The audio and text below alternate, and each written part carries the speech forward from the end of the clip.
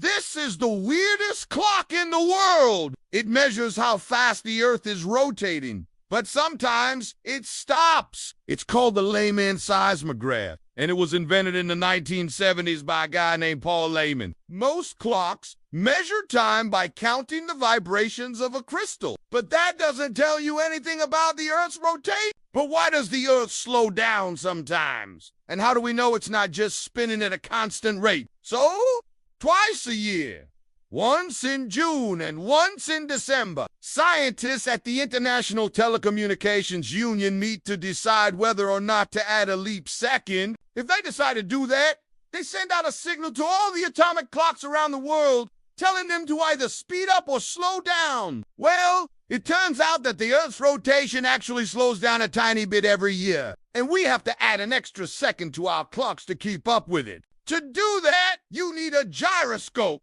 which is a wheel that spins really fast and stays upright even when you flip it upside down. Because of Earth's rotation, the gyroscope starts to tilt to the east very slowly, then every so often it makes a little jump and suddenly it's going the opposite direction. But instead of speeding up, most of the time we have to slow down. And that's really annoying for our clocks because they're not used to slowing down. The extra second is usually removed from the last minute of the day. And it's not like you wouldn't notice if a whole second just disappeared. But you would notice if at some point in your life you suddenly had an extra second to live.